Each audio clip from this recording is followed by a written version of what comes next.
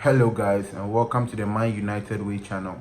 So on this channel we are going to be talking about everything concerning Manchester United, all the issues around the club, from the players to the staff to like everything, all the important issues that concern Manchester United. As fans, we deserve to have a say, and then this channel is all about that. So we are going to be talking about a few things in the coming weeks that concern Manchester United, and for me the most important one has always been the issue of the central defensive midfielder. So for a long time, Manchester United have had class midfielders, like dating back to the early 80s and 90s, with Brian Robson, to the Roy Keanes, to the Paul Inces. All these brilliant, tactically astute midfielders have passed through the ranks of the club, and then it's never been an issue for Manchester United up until recently, such as under Herrera, Daily Blind, and even Fellaini when he was here and when he was played in that position. They have done a much more better job than what the current group of Manchester United central defensive midfielders are doing. And you can attest to the fact, why was Under Herrera allowed to leave the club in the first place? We've seen him and the wonders he's doing at Paris Saint-Germain, and it's no coincidence that he's doing well. Trust me, we all knew he was a good player. Everyone at the club, we the fans, we knew this.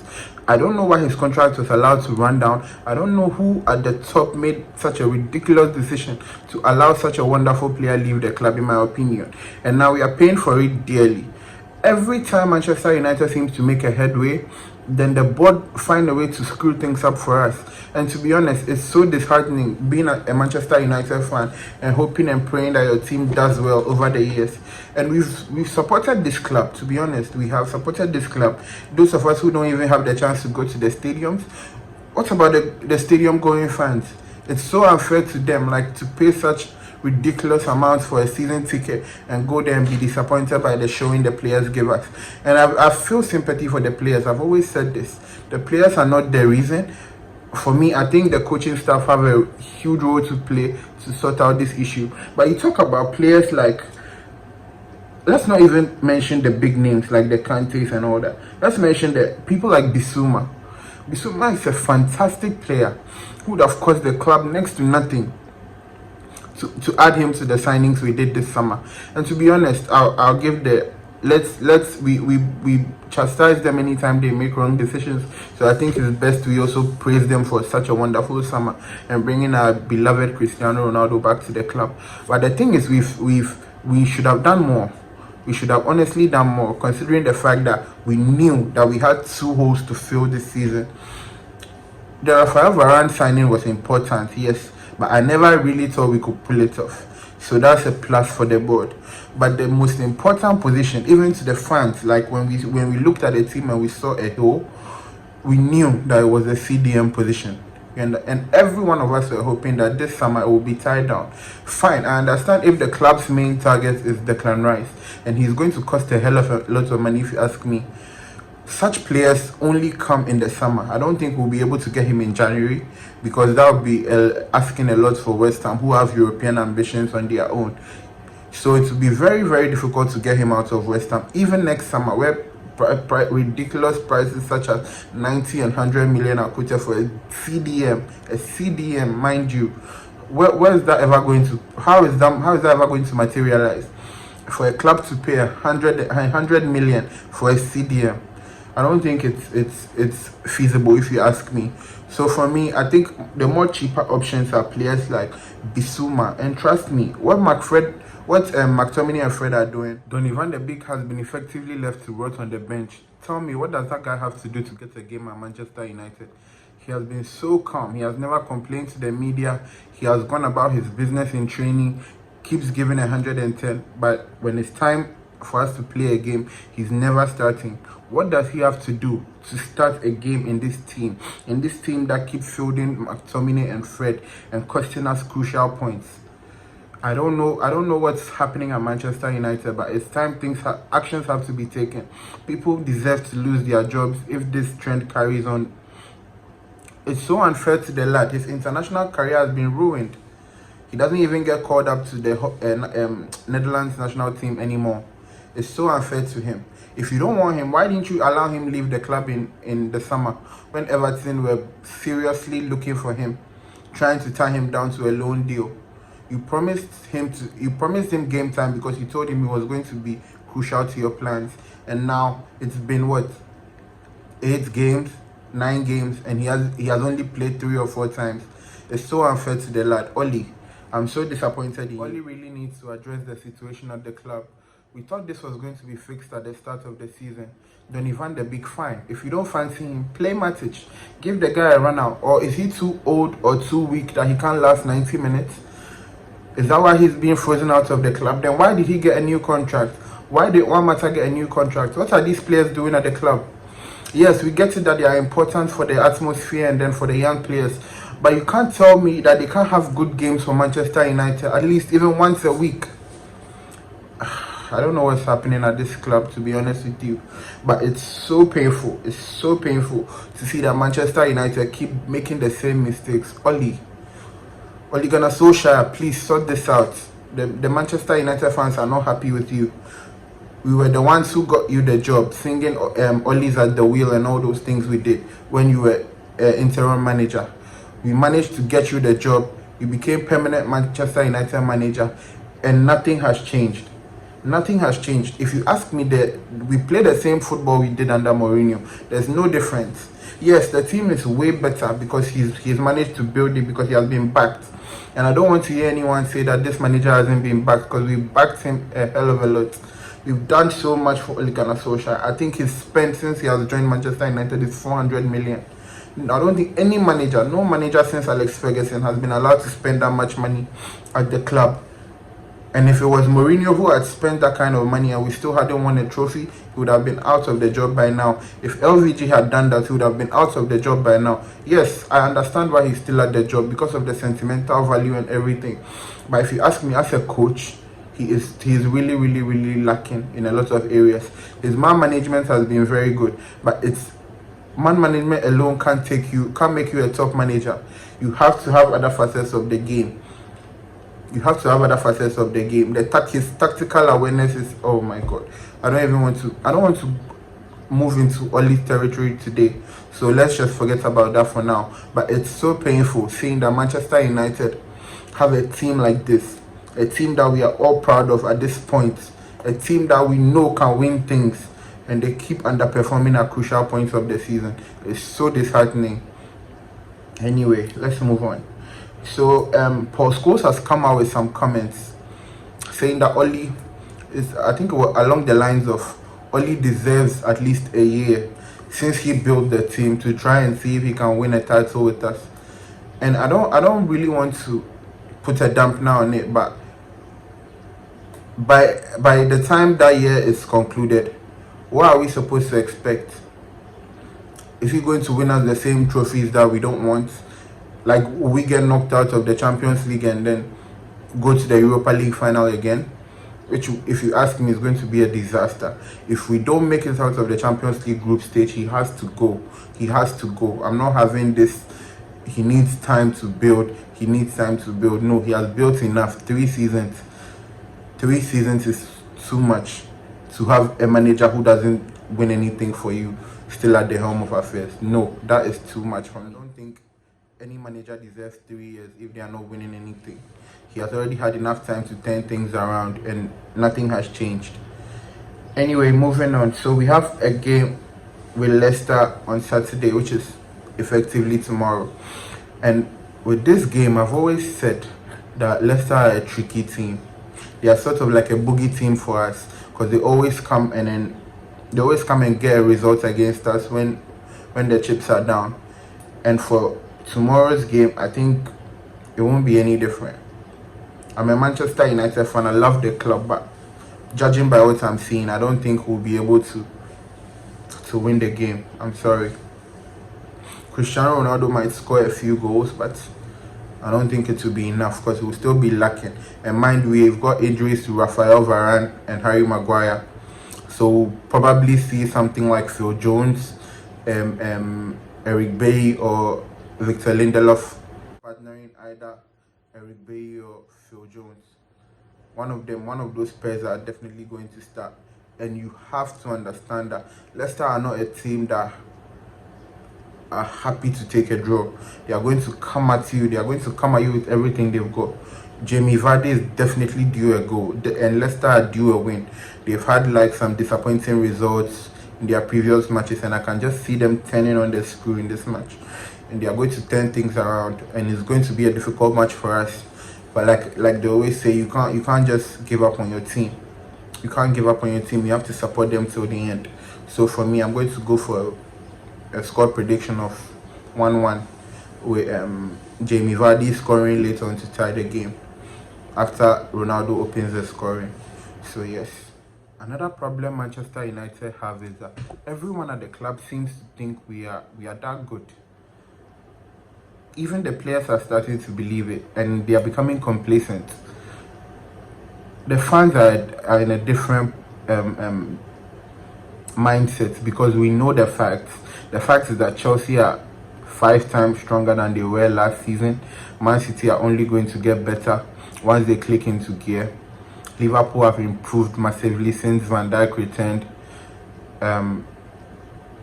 Arsenal have gone 3 straight wins on the bounce, and you back them to get a result against Crystal Palace, and if they win that game and we lose, they are above us. It's tight margins at the moment, and everyone at the club seems to be okay. Like, there's no pressure apart from the fans who know the truth. The manager doesn't seem under pressure.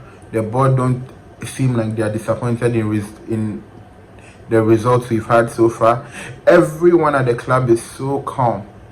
Yes, I get it, it's only the start of the season, but if we don't win these games that we are expected to win, if we don't get these results that we are expected to get now against teams like West Ham and Aston Villa, Everton, teams that we even beat last season, if we can't get these results now, what are our chances against the upcoming fixtures that we have with teams like Liverpool, Chelsea and Man City still to come? All those teams have performed admirably. Only Manchester United is left behind. Yes, we started the season on fire. I'll give you that. But the team has always shown weaknesses, and it's the same weaknesses time and time again. We've never seemed to improve from the first time Oli took this job. I don't know what the problem is. I don't know if it's going to be addressed. I think if we had different owners, different board members who were actually football people, who knew the game, who knew that results like this cannot be tolerated at the highest level, maybe perhaps things would have changed. But let's hope. As fans, we can only hope and believe that this season is going to be a fantastic season for us.